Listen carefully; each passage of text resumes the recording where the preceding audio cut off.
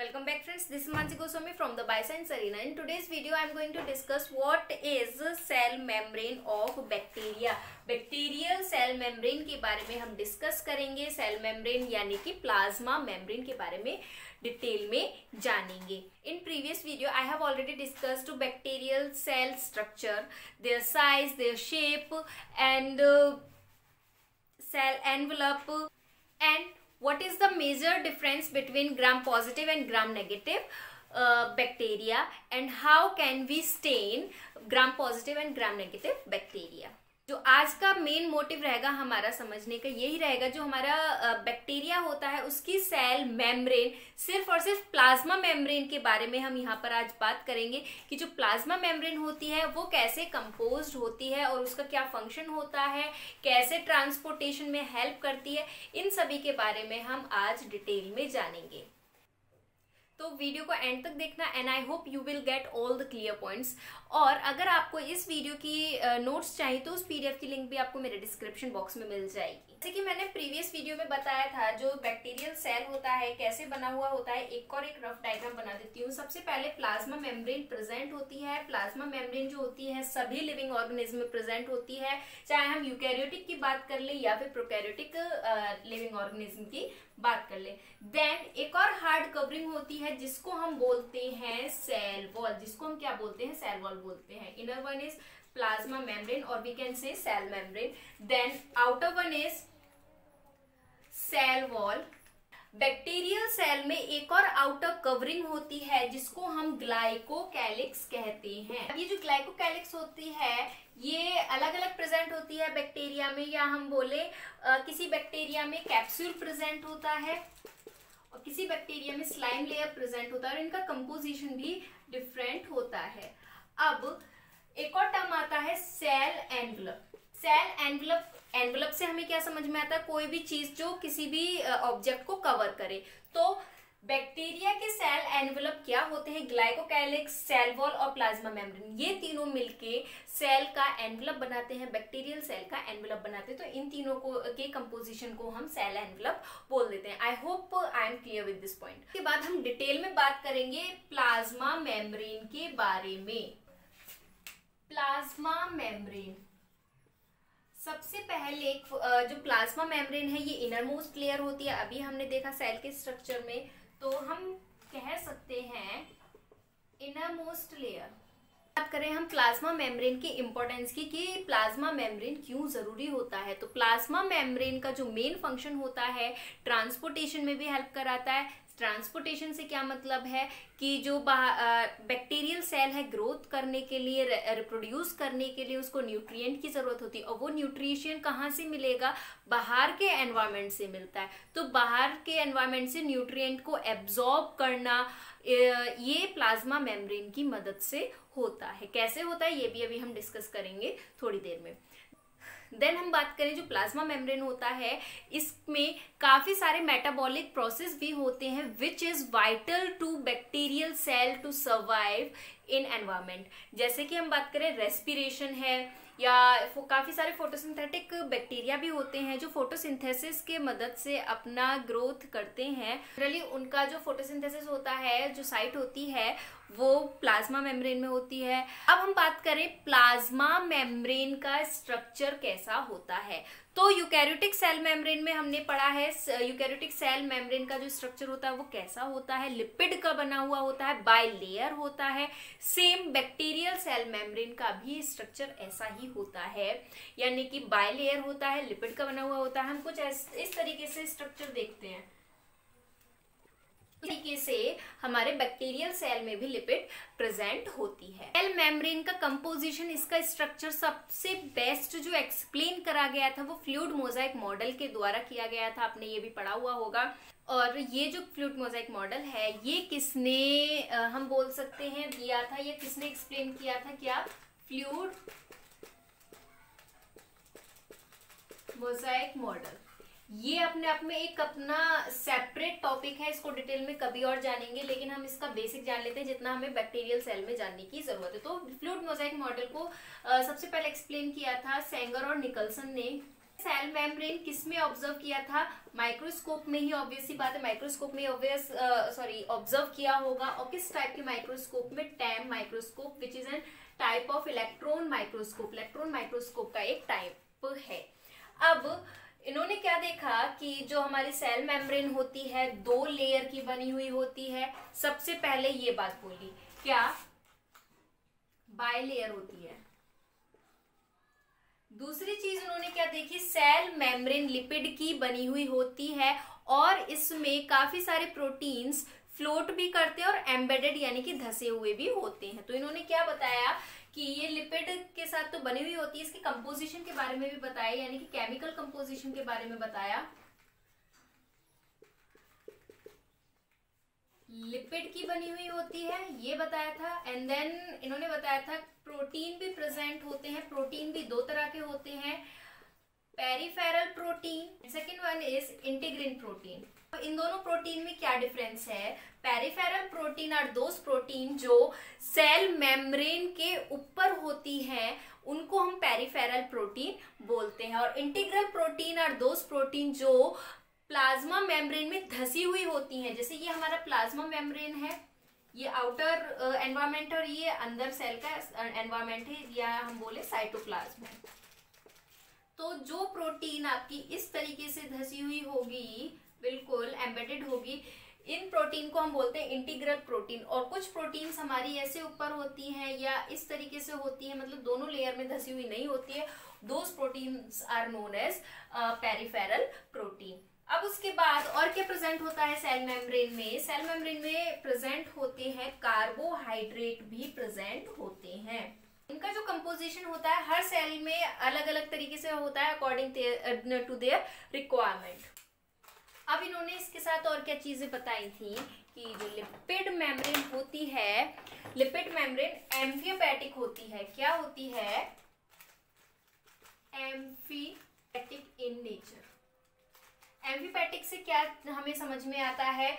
उन मॉलिक्यूल्स को हम एम्फियोपैटिक मॉलिक्यूल्स बोलते हैं जो हाइड्रोफिलिक और हाइड्रोफोबिक दोनों तरह की प्रॉपर्टी दिखाएं, या हम बोले पोलर और नॉन पोलर दोनों रीजन प्रेजेंट हो। तो जो लिपिड बाइलेयर होता है इसमें पोलर और नॉन पोलर रीजन प्रेजेंट होता है। ये जो हेड पार्ट होता है ये होता है hydrophilic. Hydrophilic in the sense water loving, या हम बोले वाटर को अट्रैक्ट कर सके। लेकिन ये जो टेल पार्ट होता है ये होता है हाइड्रोफोबिक।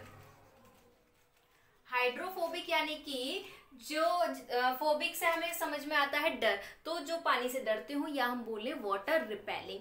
तो hydrophilic, hydrophobic, polar, non polar दोनों रीजन प्रेजेंट होते हैं, इसीलिए लिपिड को एम्फियोपैटिक भी बोला गया।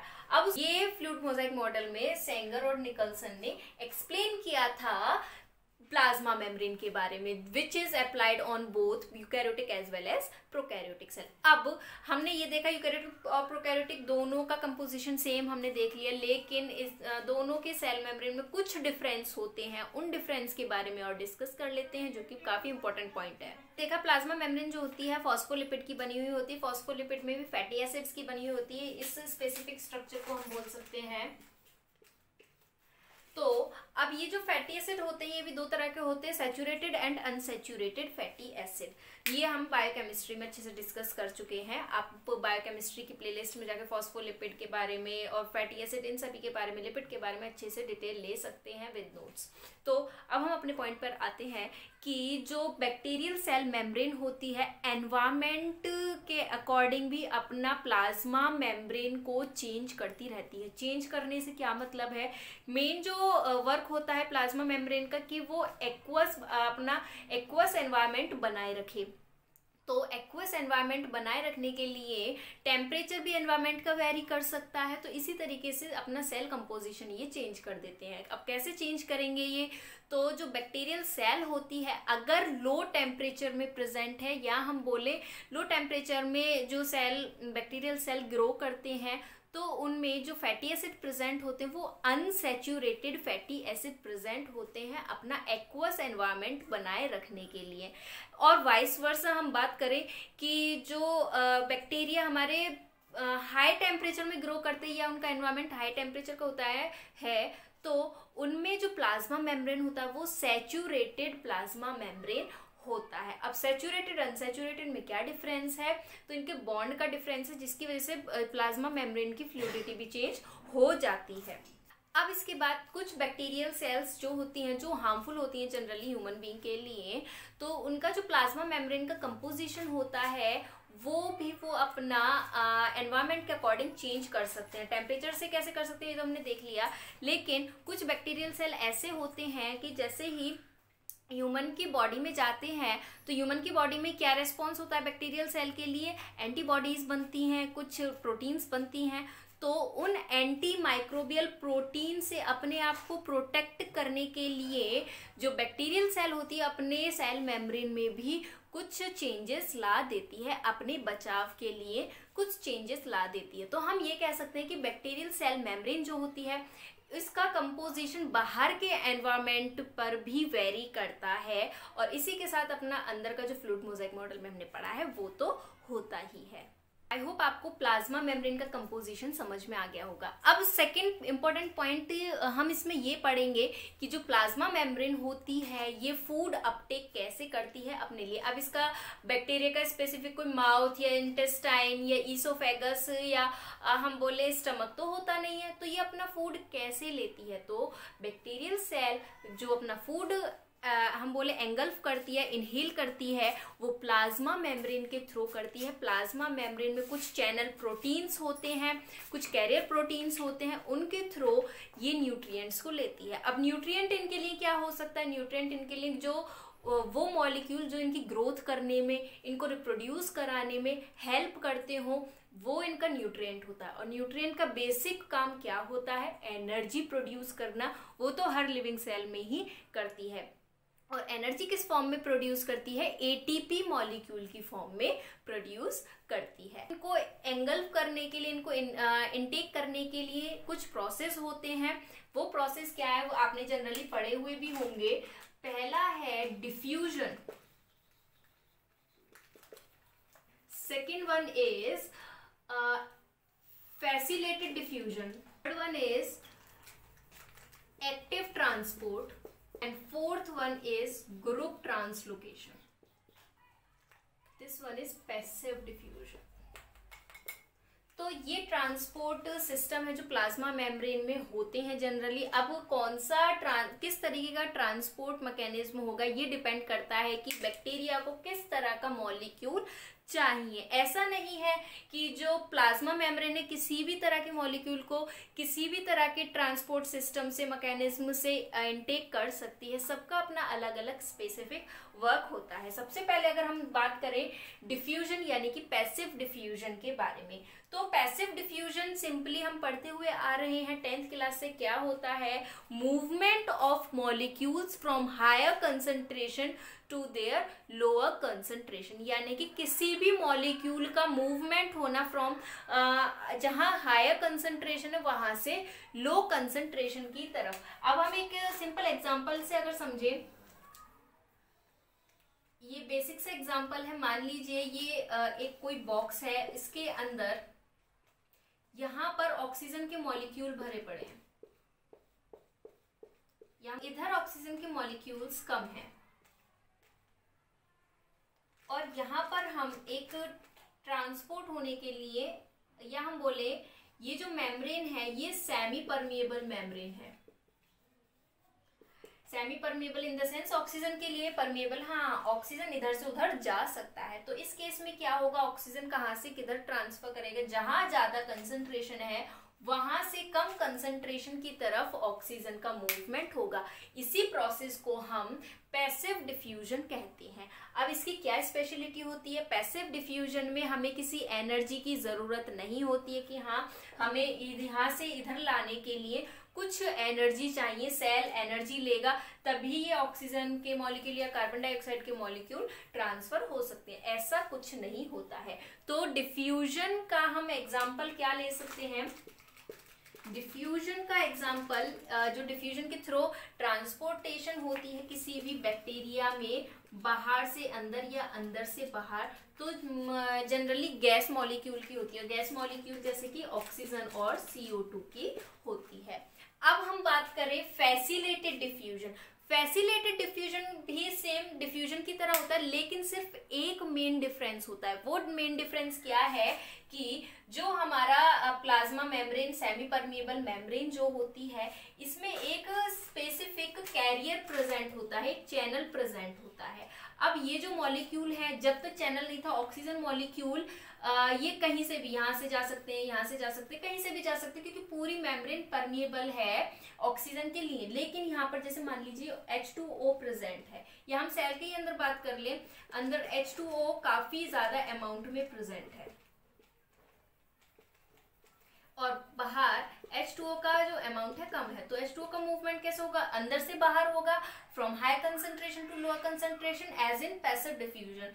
लेकिन अब क्या होगा यहाँ पर, ये किसी कहीं से भी नहीं ट्रांसफर हो सकते, एक स्पेसिफिक चैनल होगा, यहाँ से ही ट्रांसफर होते हैं। अब ये जो चैनल होते हैं, ये चैनल प्रोटीन्स के बने हुए होते हैं। तो वो चैनल या वो कैरियर जो वाटर को ट्रांसफर करता है थ्रू फैसिलेटेड डिफ्यूजन, उन प्रोटीन्स को या those proteins are known as aquaporins. क्या कहलाए जाते हैं?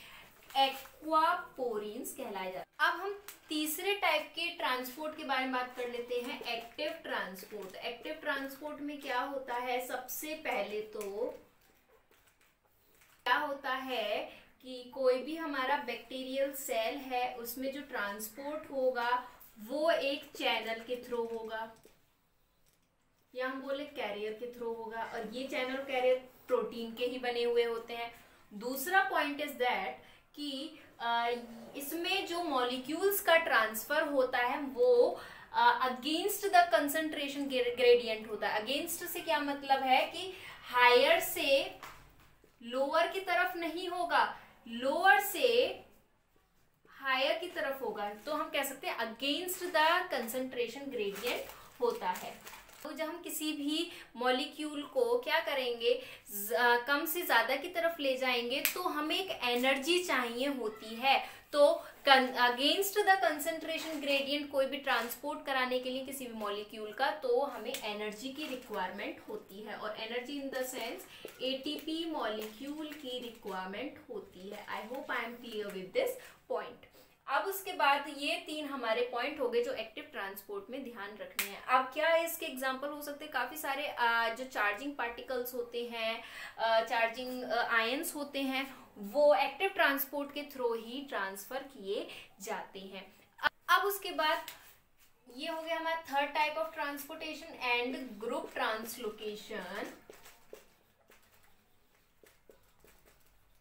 इसमें क्या होता है ग्रुप ट्रांसलोकेशन में कि जो हमें मॉलिक्यूल ट्रांसफर करना है बाहर से अंदर या अंदर से बाहर की तरफ किसी भी सेल स्ट्रक्चर से, तो क्या होता है उस मॉलिक्यूल को पहले केमिकली मॉडिफाई किया जाता है, यानी कि जो उसका ओरिजिनल फॉर्म है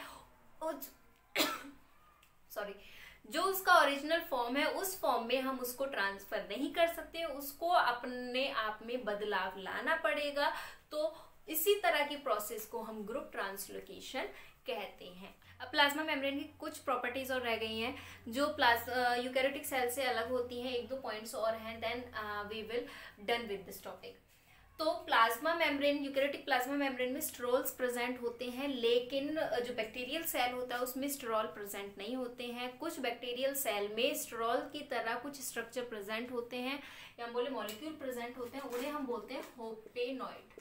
ये जो होपेनॉइड्स होता है, ये इसका जो सिंथेसिस होता है सेम प्रिकर्सर से होता है जिससे स्टेरॉइड होता है। सेकेंड पॉइंट कि ये होपेनॉइड इंपॉर्टेंट क्यों होता है, तो प्लाज्मा मेम्ब्रेन क्योंकि फ्लूइड एक्वस फॉर्म में होती है, तो उसको स्टेबलाइज करने के लिए ये मॉलिक्यूल जरूरत होता है। तो इसका मेन फंक्शन क्या है आपको ध्यान रखना है, टू स्टेबलाइज मेम्ब्रेन को स्टेबलाइज रखने के लिए। तो यहाँ होती है हमारी आज की वीडियो का दी एंड आई होप आपको पसंद आई होगी।